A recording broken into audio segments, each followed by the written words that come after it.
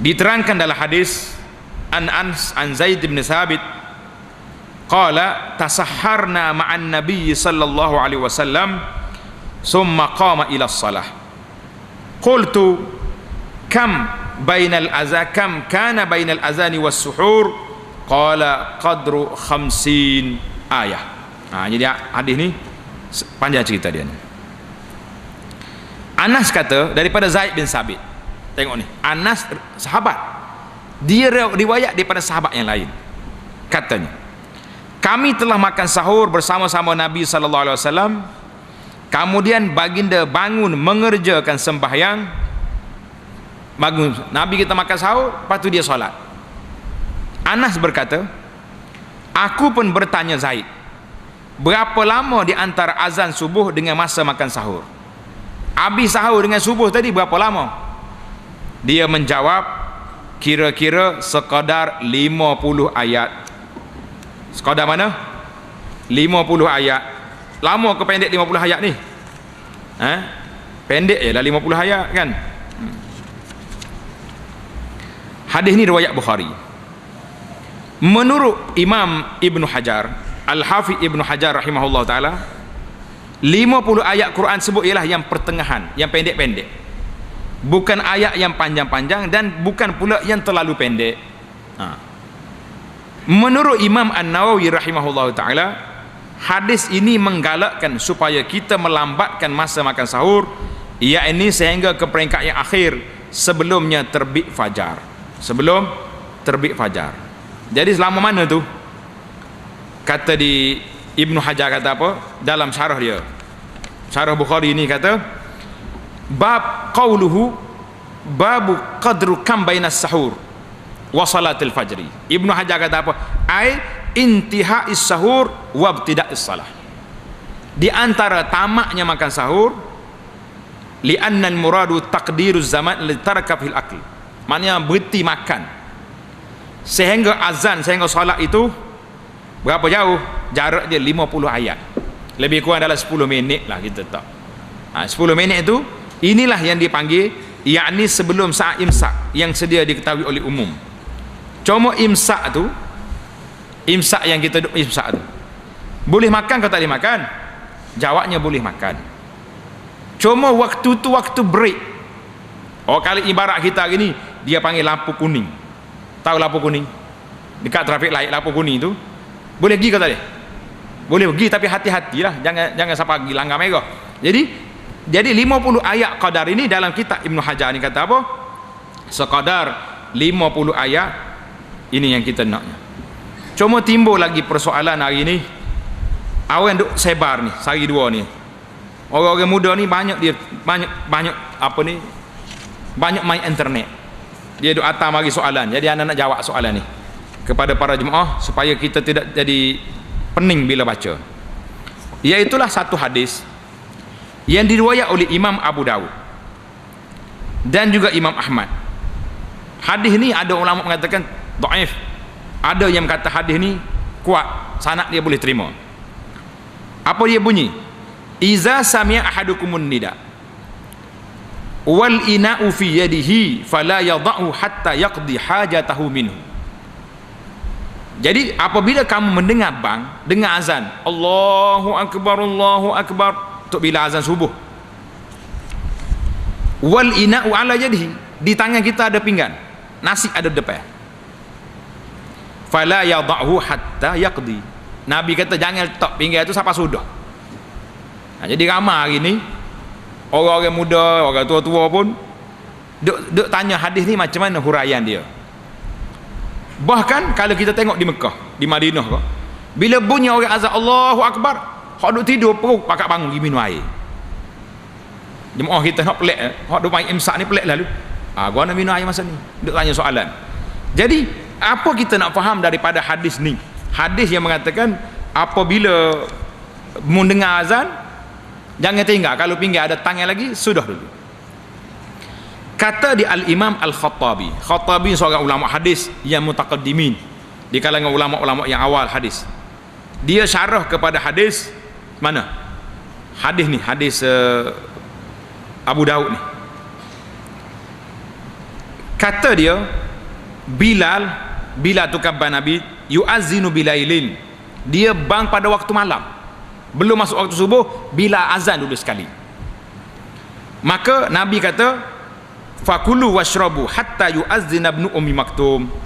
Nabi kata, mu makan dengan minumlah sampai azan Ibnu Ummi Maktum.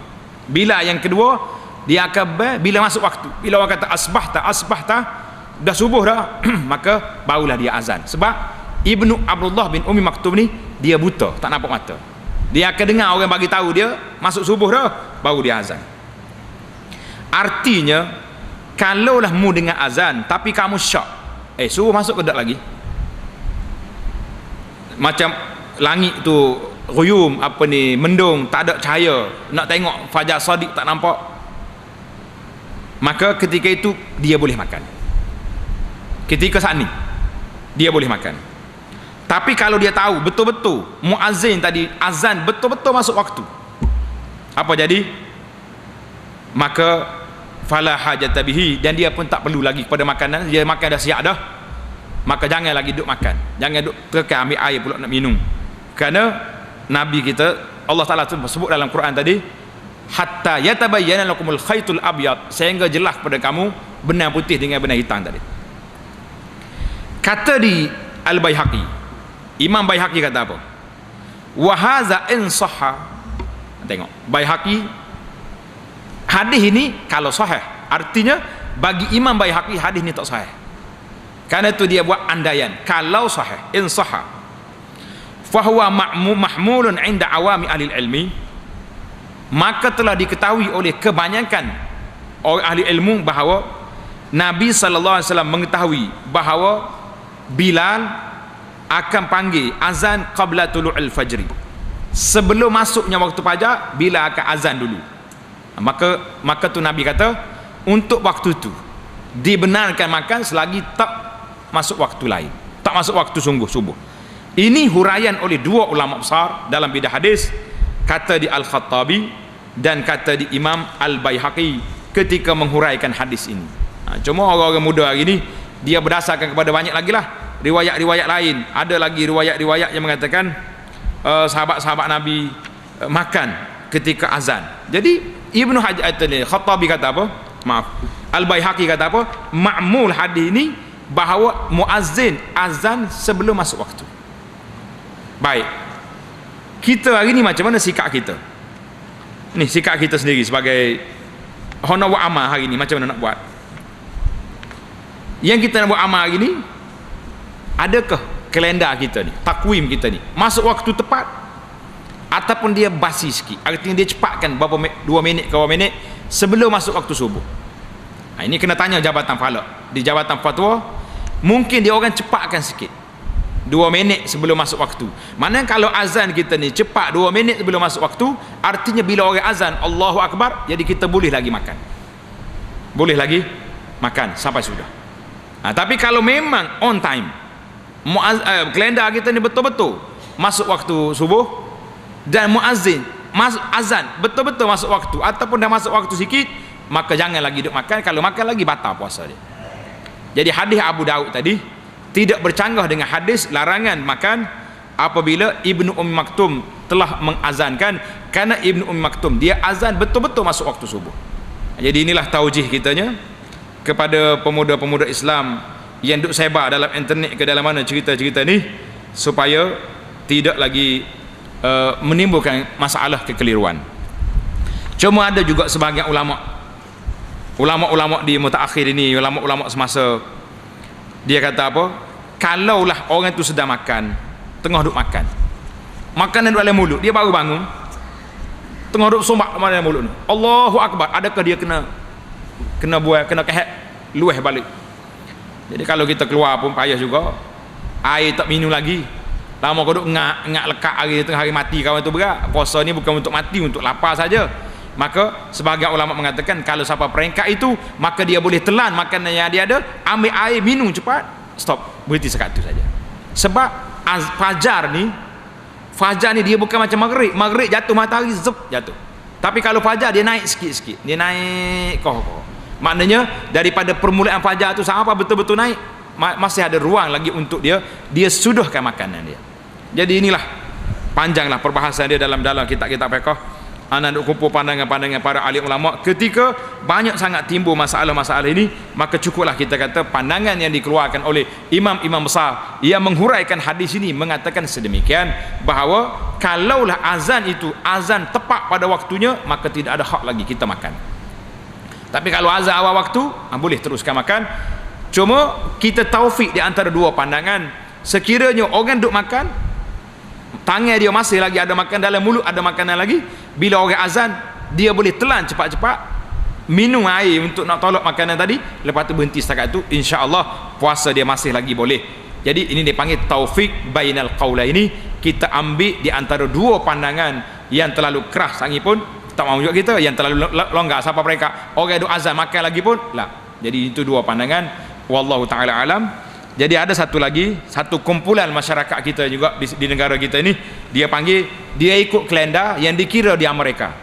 Dia panggil takwim ISNA, ISNA, Amerika punya kan.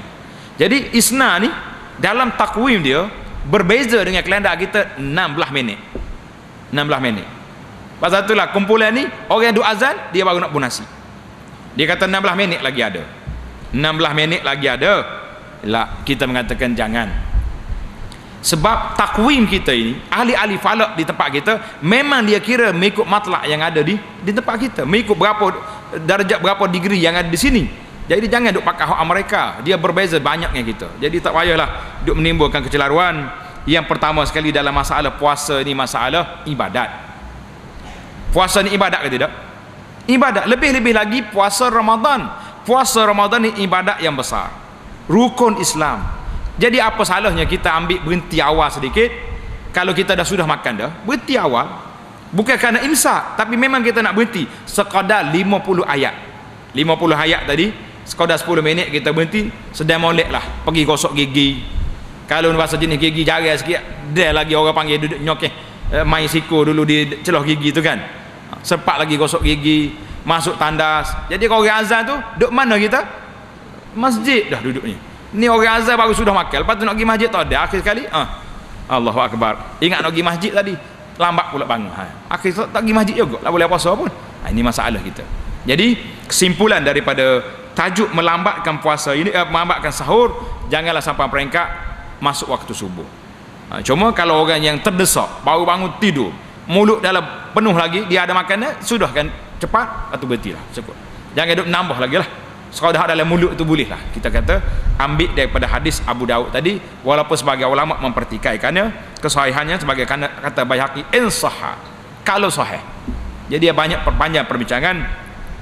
Karena itulah bila kita belajar bab fiqh ni, khususnya fiqh dia panggil fiqh sunnah.